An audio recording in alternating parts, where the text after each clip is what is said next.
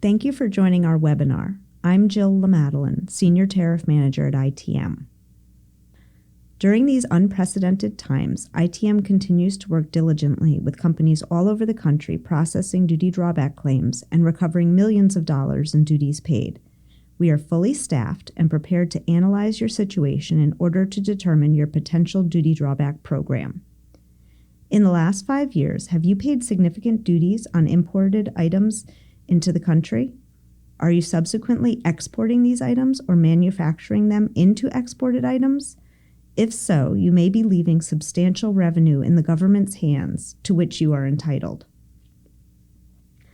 There are now other exciting opportunities to consider. Drawback claimants can substitute one imported component for a different one, either imported or domestically sourced, based on the HTS number. Even more drawback prospects arise in that unrelated importers and exporters can share a drawback program.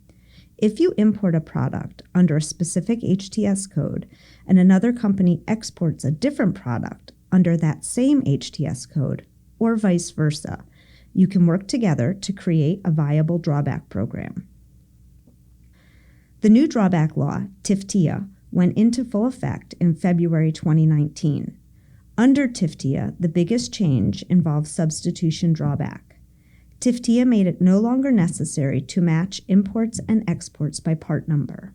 Instead, claimants can match the products by the Harmonized Tariff Schedule Number, or HTS, at the 8-digit level. Basically, the HTS number of the imported item needs to match the HTS number of the exported or destroyed item. This significantly changes and theoretically simplifies substitution drawback. There are some limitations. Specifically, if the HTS number at the 8-digit level begins with other, then the claimant needs to move to the 10-digit level. If the 10-digit level also begins with other, the claimant will be required to file unused direct ID. Let's first explore this opportunity with unused drawback. Under the old Drawback Law, CORE, a claimant was required to show commercial interchangeability. They would need to present a case to Customs and allow them the opportunity to approve that the imported items were commercially interchangeable with other imported items or domestically sourced items. This approval process was tedious and often went on for months and more often years. Only after Customs had ruled the imported items acceptable for commercial interchangeability could the claimant include them in an unused substitution drawback claim. All of that changed with TFTEA. Now, in order to claim duty drawback on unused merchandise under J2, substitution, a claimant only needs to identify that the imported item and substituted item, whether imported or domestically sourced, have the same 8-digit HTS number. This opens up a whole host of opportunities. An importer can substitute their own items or partner with another U.S. company to develop a thriving duty drawback program. Let me give you an example for unused drawback. Company A imports a leather suitcase that is classified under 4202.1130, which provides for trunks, suitcases, vanity cases, attaché cases, briefcases, school satchels, occupational luggage cases, and similar containers with outer surface of leather, and pays 8% duty on that case.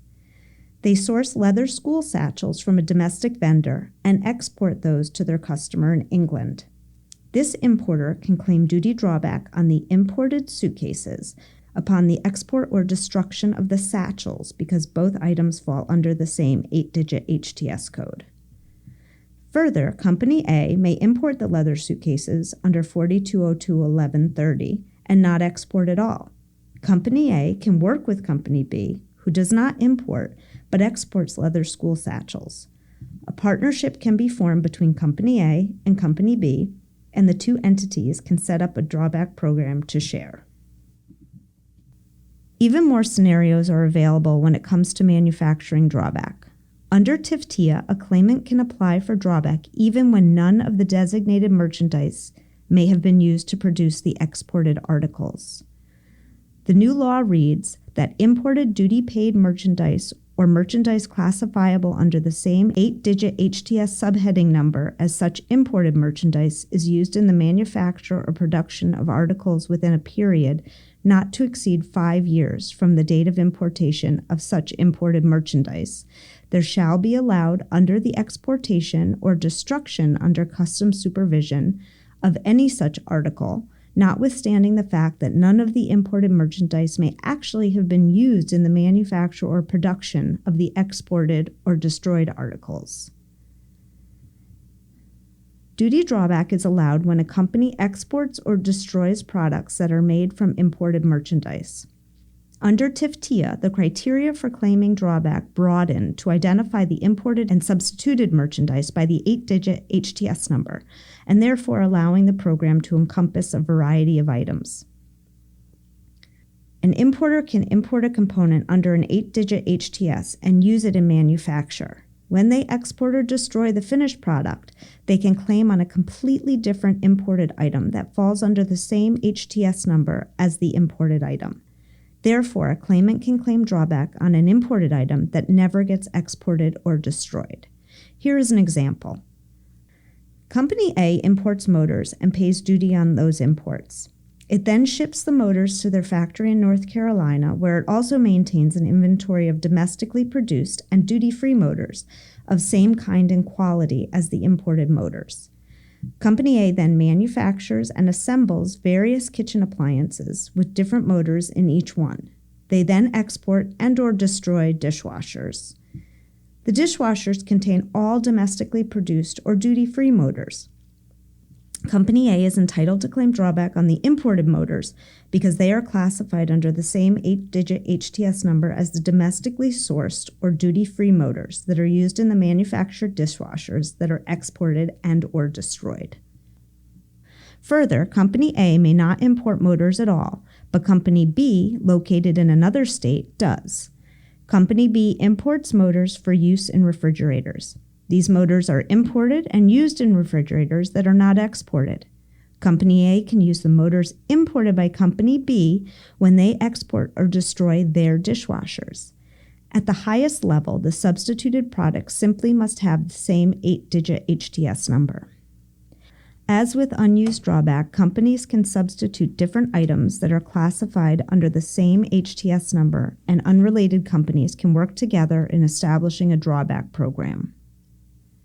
Whether it's unused or manufacturing drawback, the process of substituting imported for imported or domestic products or components is complicated and tedious.